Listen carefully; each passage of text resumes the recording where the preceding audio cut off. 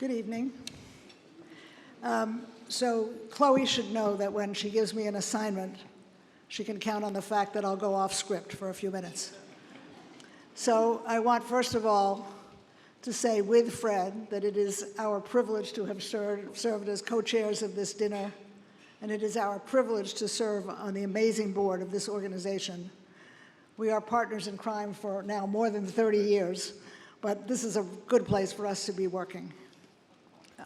We want, of course, to salute all of the honorees, but we also want to ask you to take a minute with us to thank the hardworking staff of the Interfaith Center of New York and to salute the amazing Chloe Breyer, whose dedication and determination to change this city is just extraordinary. Thank you.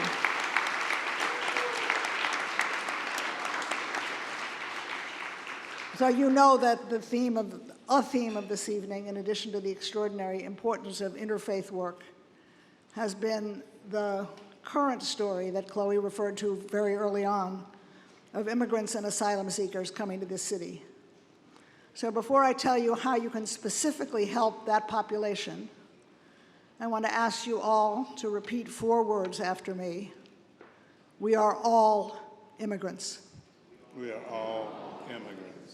So unless you are part of one of the Native American tribes that stewarded this land for us, or your ancestors were brought here in chains, you are an immigrant whose immigration story bears entire similarity with the story of the West Africans, the Venezuelans, and the other South Americans who have come to this city in great numbers, particularly in the last year. And we are at a historic moment because the Interfaith Center of New York has just been proudly chosen to join with the New York Disaster Interfaith Services in a groundbreaking new contract with the City of New York.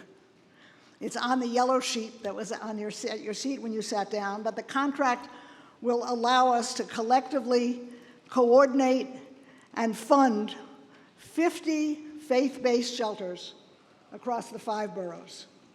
Every shelter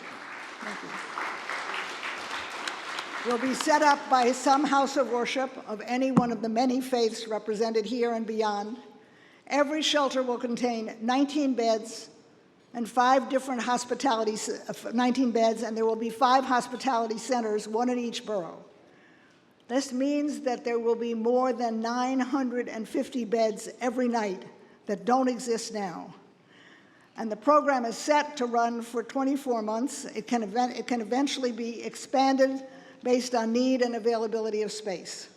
So we need your help.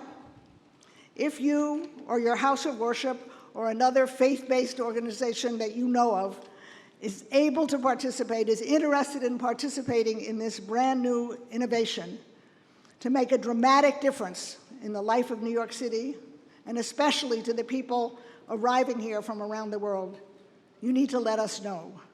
The yellow flyer tells you how to assess the suitability of your facility, but I'm going to add that as we find facilities that cannot exactly meet this minimum space requirement, this minimum safety standard, the Interfaith Center and the New York Disaster Interfaith Services will interface with the city in trying to adapt the requirements so that we can find the 50 houses of worship that will offer shelter places. And remember that every single host site will be fully compensated for all of their operating costs. So think about your own house of worship. Think about a place to which you might pass this along. Please support the important work of creating new shelter spaces for new New Yorkers, and please continue to support the Interfaith Center to make that possible. Fred? Thank you. Thank you, Ruth.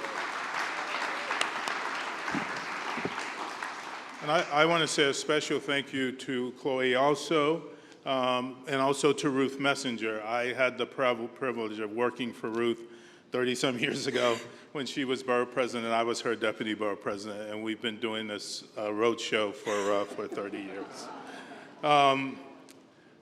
Before I do, sort of give you an opportunity, another opportunity to support the work of the Interfaith Center, I want to acknowledge someone who's here among us who's been a real champion and supporter of interfaith work, not only in her current role, but in many roles she's played in the city of New York and the borough of Manhattan. And that's City Council member now, Gail Brewer. Gail.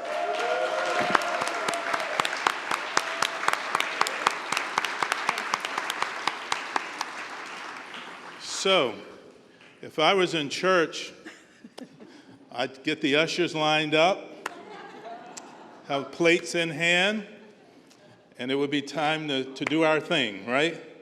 But I'm not in church. I'm in this beautiful hall with all these wonderful, beautiful people.